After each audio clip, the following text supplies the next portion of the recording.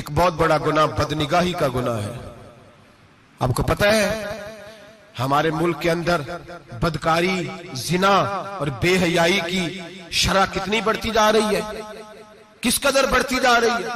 وہ لوگ جو نکاح کر لیتے ہیں وہ بھی اپنی نگاہوں کو، میں اکثر کہتا ہوں، حضور نے فرمایا نکاح آدھا ایمان ہے.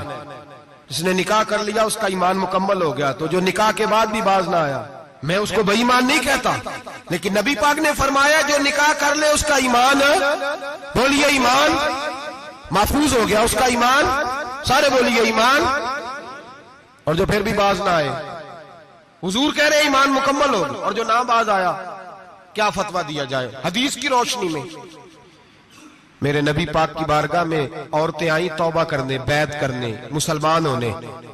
تو حضور بیعت لیتے وقت فرمانے لگے میرے ساتھ وعدہ کرو، جھوٹ نہیں بولو گی، غیبت نہیں کرو گی، زنا نہیں کرو. ایک عورت بول پڑی، کہنے لگی یا رسول اللہ صلی اللہ علیہ وسلم میں مسلمان تو نہیں پر خاندانی ہوں، میرے گھر والوں کے ذہن میں بھی کبھی زنا کا خیال نہیں آیا. ہم تو اسے خاندانوں کے وقار کے خلاف سمجھتے ہیں. روز بری نظر سے کسی کو دیکھنا اور کسی کے بارے میں غلط باتیں، ناراض نہ ہونا. بہت سارے بوڑھے بھی لذت لے لے کے جرم بیان کرتے ہیں، گناہ بیان کرتے ہیں، غلط باتیں کرتے ہیں، کسی عورت کے بارے میں تبصرہ کرتے ہیں. کیا سمجھتے ہیں مرد اور عورت معاذ اللہ تعالیٰ ایک کمرے میں جا کے بدکاری کرے تو وہی زنا ہے؟ میری طرف دیکھیے اور جھانک کر کے سنیے کیا عرض کر رہا ہوں، ادھر دیکھیں میری طرف. نبی پاک صلی اللہ علیہ وسلم نے فرمایا زنا زبان کا بھی ہوتا ہے، زنا کان کا بھی ہوتا ہے، زنا آنکھ کا بھی ہوتا ہے. حضور کس طرح؟ فرمایا جس نے گند دیکھا اس نے آنکھ کا زنا کیا، جس نے لذت لے کے سنا چپ نہیں کرایا، پوری بات سنی، وہ بھی زانی ہے. اور جس نے گندی بات بولی وہ منہ کا زانی ہے، جس نے گند سوچا وہ دماغ کا زانی ہے.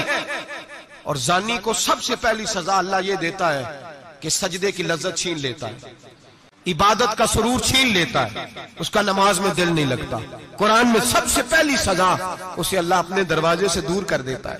بھائیو آج ہمارے سجدے بے کیف ہیں، آج لوگ غلط جگہ پہ گھنٹوں بیٹھے رہتے ہیں. مسجدوں میں لوگوں کے دلوں کو گھبراہٹ ہوتی ہے، لوگ بھاگتے ہیں. میرے نبی پاک نے فرمایا تو نظر کو پاک کر لے، اللہ تیری عبادت میں لذت پیدا فرما دے گا. میرے بھائی یاد رکھ لیں اور سن لیں، سب سے کمزور آدمی وہ ہے جس کا ذہن پاک نہیں، سب سے کمزور آدمی وہ ہے جو کردار کا غلط ہے. ایک بات میں نے پڑھی، اب یقین کریں میرا دل کرے کہ میں آگ لگا دوں اس عنوان کو جس پہ گندگی لکھی جاتی ہے، ان اخباروں کو، ان چیزوں کو جس پہ گند لوگوں کے دلوں میں. وہ انڈیا کی ایک وزیر اعظم عورت گزری تو کسی نے اس سے کہا کہ پاکستان نے تو تمہیں شکست دی ہے، تم جیت نہیں سکے بڑا ملک ہو کے. کہنے لگی کوئی بات نہیں، تھوڑا وقت ٹھہر جاؤ، ہم ان پر تہذیبی یلغار کریں گے، ان کے گھروں میں ننگا ناچ کریں گے، یہ گندی تصویریں دیکھیں گے، یہ گند میں الجھ جائیں گے.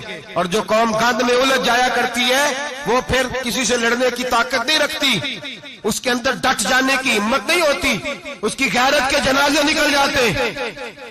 دل کرتا ہے جل جائے وہ جل جائے جہاں سے برائی پھیلتی، تباہ ہو جائے وہ علاقے جہاں سے گند ہوتا ہے. لوگ گند کی کمائی کھاتے ہیں، گند کی. ایکٹروں کے ساتھ کھڑے ہو کے فوٹویں کھچاتے ہیں اور گناہ پہ فخر کرتے ہیں. اور گندے لوگ کہتے ہیں اللہ کا فضل ہے ہم گند پھیلا رہے ہیں، ثم معاذ اللہ. لوگ گناہ پہ فخر کرتے ہیں چوکوں چوراہوں میں. محمد بن قاسم آئے ہندوستان پہ راجہ دہر کے مقابلے میں، نوجوان میری طرف دیکھیں اور صحیح ہو کے بیٹھے، خاصے صحیح ہو کے بیٹھے، تقریر نہیں کر رہا، جذبات کا. میرے جذبات سنیں، دل کے پھپولے جل رہے ہیں سینے کے داغ سے. اللہ کی قسم روح کی گہرائی سے بات کر رہا ہوں، وہ بات کر رہا ہوں جو سینہ کہہ رہا ہے کہ پھٹ جائے اور کہنا نہ پڑے. قرآن و حدیث پڑھتے ہیں اور پھر اپنا حال دیکھتے ہیں تو لگتا یہ ہے کہ عذاب قریب آ گیا ہے، لگتا ہے زمین پھٹنے والی ہے، آسمان گرنے والا، لگتا ہے قریب آ گیا ہے سارا کچھ.